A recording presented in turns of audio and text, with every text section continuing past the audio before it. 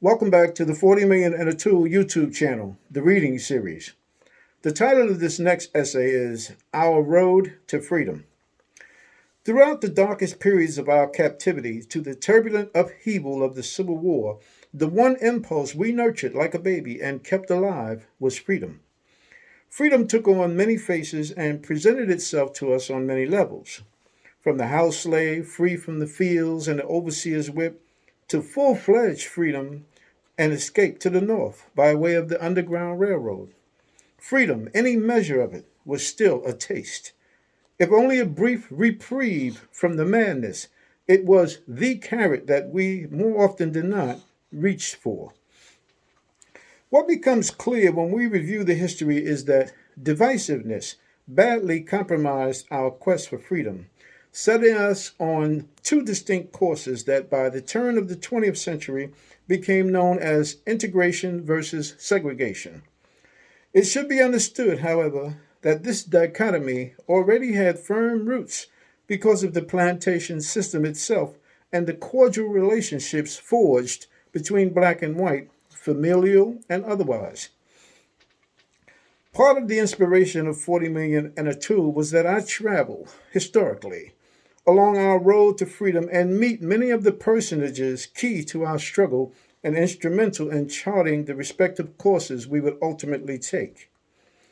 While it's pretty obvious that I regard Harriet Moses Tubman as my spiritual mentor, I was most intrigued by the period between the Civil War and just after the end of Reconstruction, also referred to as the Second Civil War, a period featuring her, Frederick Douglass, and countless unheralded others.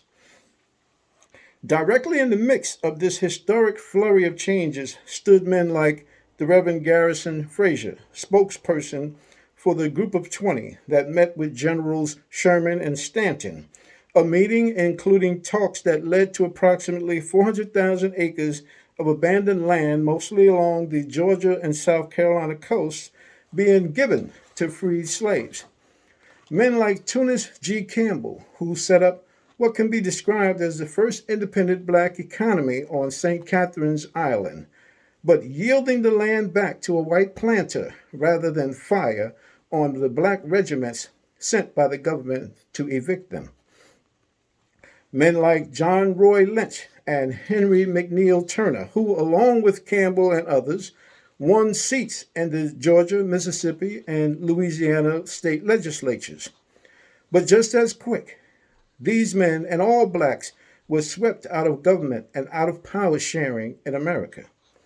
When the smoke of slavery, Civil War, and Reconstruction cleared, and as we tumbled powerlessly down the paths of black codes, sharecropping, and Jim Crow, two prominent black leaders emerged as the embodiment of those two distinct courses.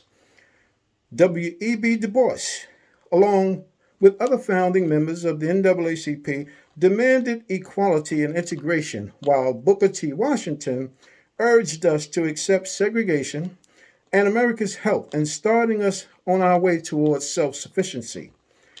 It's interesting to note here that, unlike future integrationalists, Du Bois was regarded by the white power structure as militant and uppity, while Washington got invited to the White House and praised as a sensible man. Their political and philosophical lineage, however, would do a complete reversal as the line approached the next two major embodiments of integration versus segregation, Martin Luther King Jr. and Malcolm X.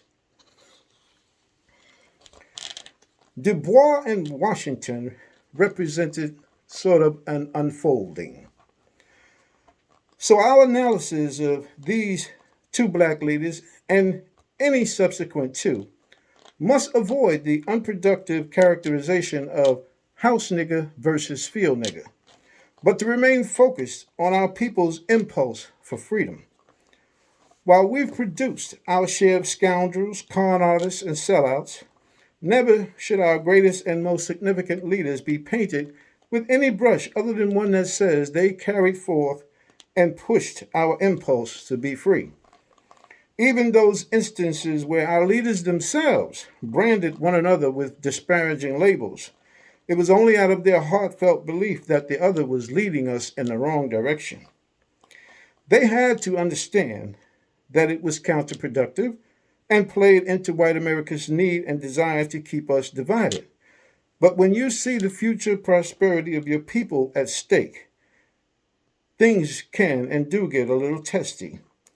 However, history removes any doubts as to the hearts of these great and fearless leaders.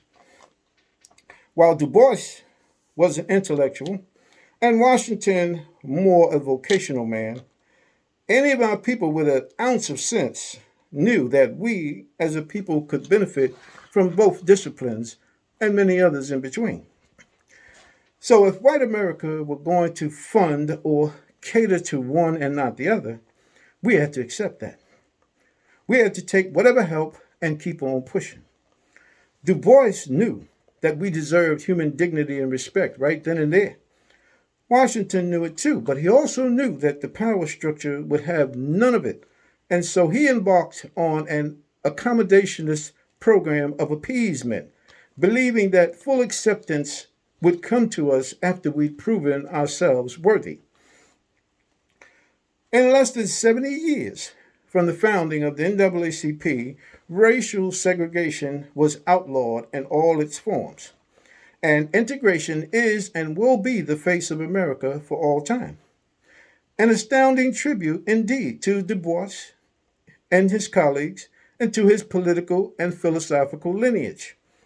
In that same period, Tuskegee Institute led the way towards the establishment of black institutions of higher learning and thriving black towns like Tulsa and Rosewood, a definite tribute to the philosophy of Washington. May they both rest in peace. Martin and Malcolm, a deadly combination. By the time Martin Luther King and Malcolm X came along, the American power structure was firmly in bed with the integrationalist camp of black leadership. The cast down thy bucket and up by your bootstraps lineage of Booker T. Washington had broken from appeasement and accommodation and turned to more nationalistic and militant stances. Leaders like Marcus Garvey and Elijah Muhammad captured the hearts, minds, and financial support of black masses with teachings of black pride, self-reliance, and separation from America, but without the docile, subservient posture of Washington. The mantra had become do for self and the white man is the devil. Meanwhile, the black clergy, along with notable political/social activists, emerged as the political lineage of Du Bois. They gained power and favor with the white power structure that now regarded integrationalists worthy of its recognition and support, thus continuing its self-preserving manner of legitimizing, in our eyes, black leadership on the basis of who it decides to negotiate with and invite to the White House. Never was black leadership more divided as during the time of Martin and Malcolm. Volumes are already written that detail their differences and the impact they had on American history. We won't belabor that here, only chart those differences for visual reference. Martin Luther King was Christian, peaceful agitator, advocated integration, civil disobedience, loving, inclusive oratory, turned the other cheek, an educated theologian, invited to the White House, embraced by white America. El-Hajj Malik Shabazz, Malcolm X, Muslim, a militant agitator, advocated separation, any means necessary, fiery oratory, self-defense, school of hard knocks, not invited to the White House, feared by white America. While this era gave birth to many other movements, most notably the Black Panthers, the Student Nonviolent Coordinating Committee, SNCC, the 5% Nation, now the Universal Nation of Gods and Earth, the Nubian Nation, United Slaves, and the Black Liberation Army, Black America stood mesmerized when either Martin or Malcolm spoke, and it was felt that our surest freedom rested with one or both of them. White America was still mounting fierce battles to maintain a separate and unequal society, and J. Edgar Hoover was intent on stopping the rise of a black messiah. At one point, Hoover had not one, but two black messiahs, with others following in their stead. He also had two Kennedy brothers rapidly stepping up their support for civil rights. Tragically, by 1972, the people who represented the most formidable opposition to white supremacy in America were dead of gunshot wounds. I guess the prospect of a president in office vowing swift change and the combination of Martin and Malcolm having that precedent in a vice was too much for many to bear. The mere possibility of Martin and Malcolm joining forces was extremely frightening, as the two did meet face to face, and with Malcolm contemplating taking the case of Black America to the United Nations for a Crimes Against Humanity resolution, thus opening wide the door to possible reparations on a massive scale. In the end, Martin and Malcolm had just as much in common as they had not. They were both great orators. They were full of love for their people. They were devoted family men, and both experienced raw racism as children. They both recognized their common oppressor slash enemy. They were equally loved by their people. They were surveilled and hounded by the FBI. They each advocated reparations, and both died for their beliefs. May they rest in peace. Jesse Jackson and Louis Farrakhan, who were envisioned as the culmination. While Du Bois and Washington toiled at a time when the white power structure simply said yes or no to any initiatives or pleas from the coloreds, the era of Martin and Malcolm showed us another tactic: discredit black leaders in the eyes of their people. It didn't start with Malcolm and Martin. Marcus Garvey got that treatment long before. But it was honed to perfection by the time they rose to prominence. That brings us to the present day, with the torches having been passed to Jesse Jackson and Louis Farrakhan, clearly the heirs to our twofold road to freedom, but destined, many believed, to culminate as one. After Reverend Jackson and Minister Farrakhan, there are no two African American leaders emerging as cut so undoubtedly from the cloth of either lineages concretized by Du Bois and Washington. Our leadership is now in a holding pattern with literally thousands of bright minds in the firmament, each continuing to illuminate in their individual ways our collective aspirations.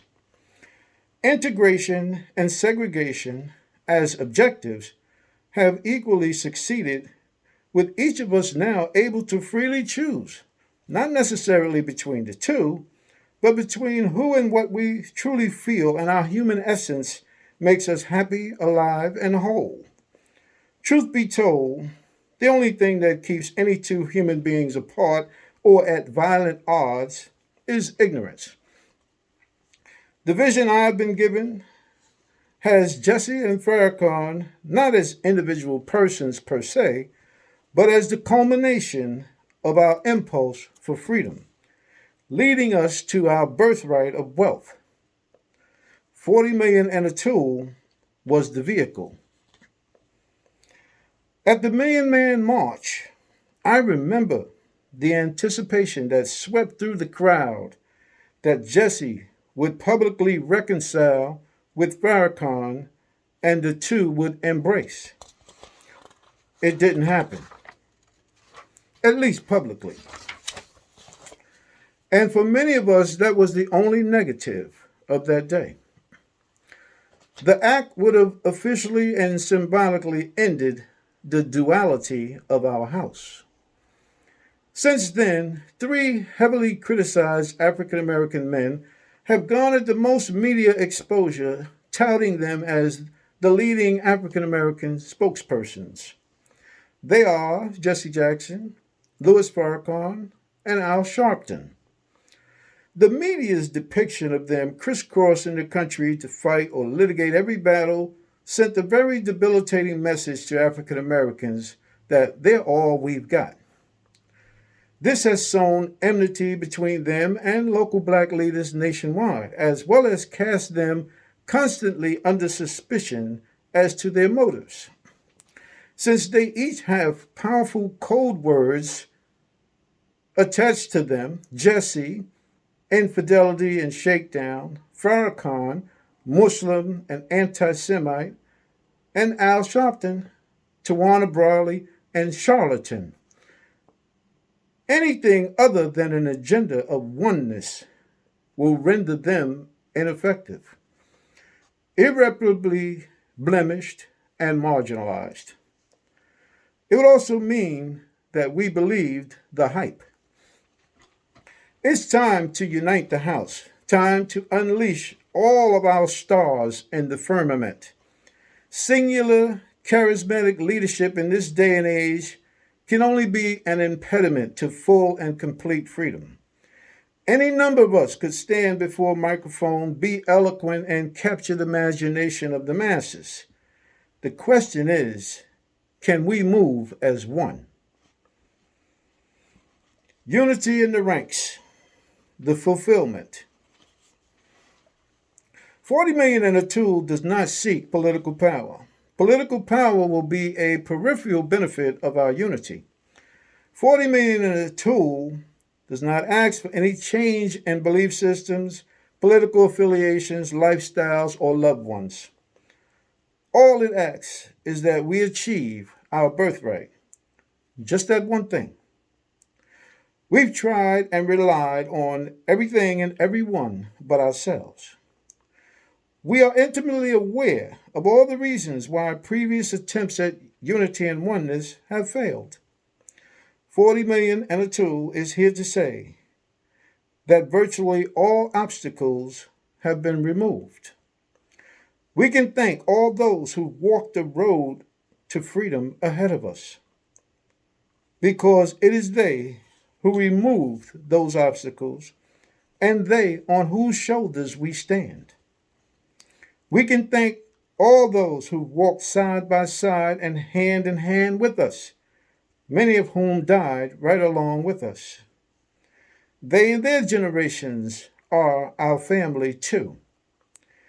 Unity in the ranks demands that we first know who makes up our ranks and what their formations are. When Quakers and abolitionists responded to our impulse for freedom, we knew them by their actions and their commitment, but mostly by their willingness to place life and limb at risk. From the Underground Railroad to the Civil Rights Marches, even until today, that line has not been broken. 40 million and a tool demands that we recognize our ranks, else we do them a grievous injustice. Telling the truth of history is one thing. Behaving like our worst oppressor is another. 40 million and a tool is not revenge-based, anger-driven, or given to divisive rhetoric of any kind. Its only objective is to be a beacon on our road to freedom, the one that leads to true and lasting freedom, our birthright of wealth.